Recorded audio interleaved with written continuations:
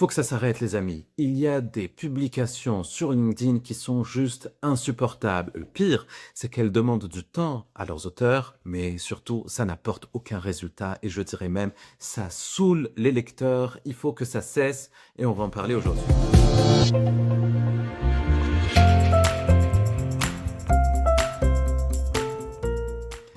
Hello les amis, si vous ne me connaissez pas, mais j'espère que depuis le temps vous me connaissez, mais pour les derniers arrivés sur cette chaîne YouTube, moi c'est Nassim, j'ai créé cette chaîne YouTube pour partager du contenu pratique, applicable, utile, à destination des professionnels qui souhaitent avoir plus de visibilité et des rendez-vous qualifiés grâce à LinkedIn. Pour tout vous dire, j'ai pas créé qu'une chaîne YouTube, j'ai créé surtout une entreprise il y a 5 ans, dont LinkedIn est la mission principale à travers des accompagnements, des formations.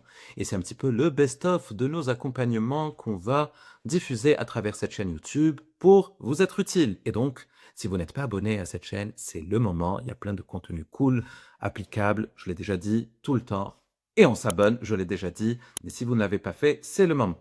Allez, on va faire un petit tour d'horizon de ces fameuses publications insupportables qui demandent du temps à leur auteur et qui sont contre-productives. Vous allez peut-être reconnaître certaines publications que vous croisez. Vous risquez peut-être même de vous reconnaître car peut-être vous avez rédigé certaines publications. Allez, on rentre dans le vif du sujet. Dans tous les cas, il n'est jamais trop tard pour bien faire. Et puis, quelle que soit la publication que l'on a un jour diffusée sur LinkedIn, à moins d'aller sur des conflits géopolitiques et des sujets de société sensibles, c'est pas trop grave d'avoir rédigé ce type de publication. Donc voilà, c'est pour dédramatiser un petit peu ce qui va venir maintenant.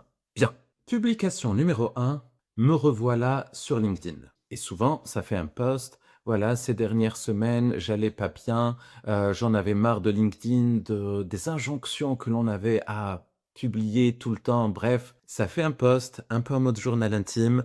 Ça, c'est pas utile, c'est pas intéressant, c'est pas pertinent. Ça montre juste à votre réseau que vous n'arrivez pas à être régulier dans ce que vous faites. Alors oui, j'entends que c'est bien de partager un petit peu ses ressentis, etc., car ça permet de livrer une partie de soi-même et de qui on est en tant que personne et en tant qu'entrepreneur. Mais en faisant ça, non seulement on rédige une publication qui n'est pas super utile, mais surtout ça peut donner, et ça donne souvent le message aux personnes de votre réseau, que voilà, que le côté rédiger du contenu, c'est trop compliqué pour vous. Est-ce que ça va donner l'envie à ces personnes-là de travailler, quand bien même on peut avoir plein de commentaires sur ces publications-là?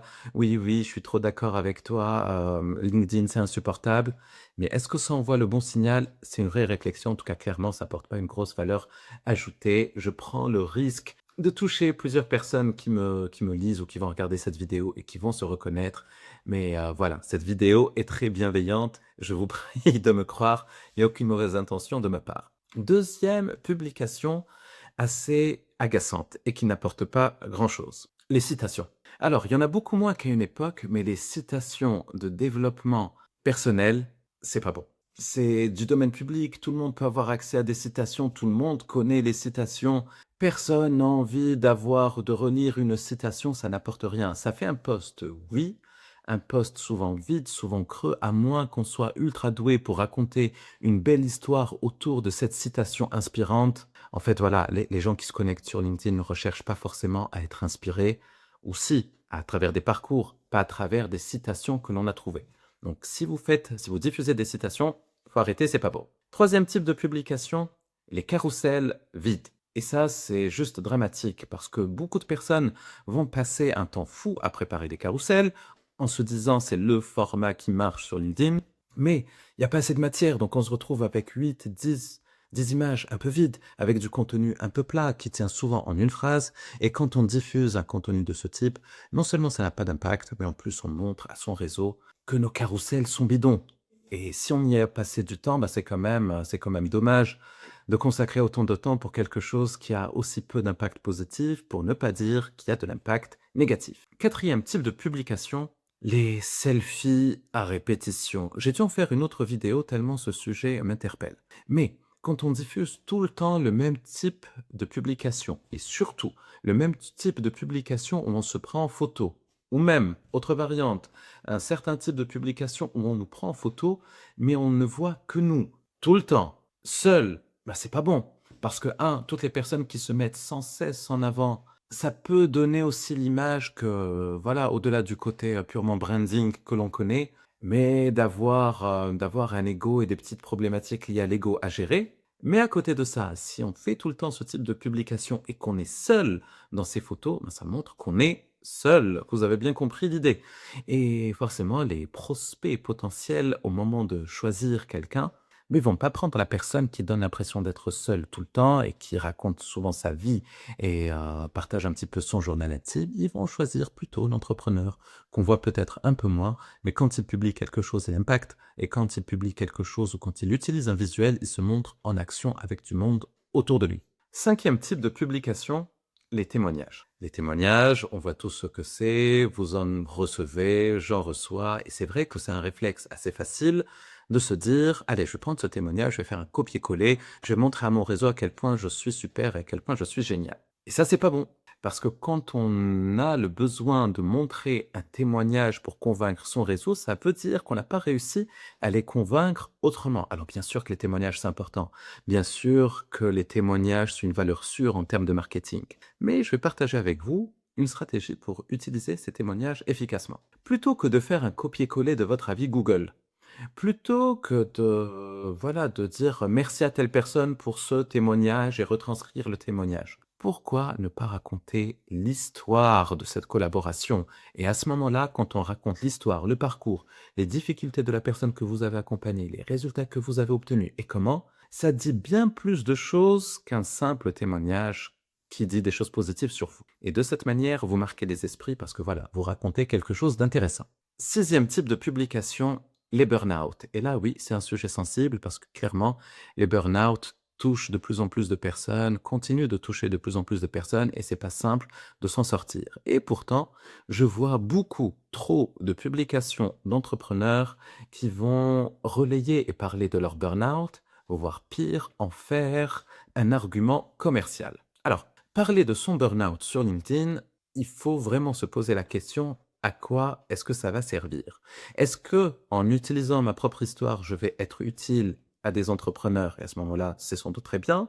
Est-ce qu'en partageant mon burn-out à travers un post, ça va me faire du bien? Et à ce moment-là, ben, se faire du bien, c'est pas faire du bien à sa stratégie de communication, parce que ça montre une partie de son parcours, qui n'est certes pas à effacer, mais qui n'apporte pas grand-chose à son réseau de savoir qu'on est passé par telle et telle phase dans son parcours professionnel ou entrepreneurial. Encore une fois, c'est vraiment une question d'intention. S'en inspirer pour apporter de la valeur, très bien. En parler pour en parler parce que ça fait du bien d'en parler, c'est pas bon, c'est contre-productif. Et il y a même pire, je le disais, ceux qui vont utiliser leur burn-out pour en faire un fonds de commerce. Voilà, moi j'ai fait un burn-out et donc aujourd'hui j'ai créé ceci. Et puis, un post plus tard, lorsque j'ai fait mon burn-out, j'ai acquis la conviction que je devais créer ceci et donc j'ai créé cela. Et ça va être cette ficelle qui va être systématiquement utilisée. La ficelle est trop grosse, ça ne donne pas envie. J'ai décidé de ne plus suivre certaines personnes dont j'appréciais le contenu parce que voilà, ça devenait un peu trop répétitif. Septième typologie de post à éviter, les photos de déjeuner networking. Là aussi, ça dépend de ce que l'on en fait. Mais si le but, c'est de dire qu'on voilà, qu'on a une vie professionnelle, qu'on arrive à faire des choses, ben, souvent, c'est pas super utile. Ça fait un petit peu, je raconte ma vie, mon journal d'entrepreneur. Alors oui, on peut faire des posts pour remercier certaines personnes d'avoir participé à un déjeuner ou certains groupements d'affaires de nous avoir accueillis. Oui, de temps à autre, c'est bien, mais je vois des personnes tout le temps afficher des photos de leur déjeuner, de leurs rencontres. Et non, je suis désolé, les amis. LinkedIn, c'est pas Facebook, c'est pas Instagram.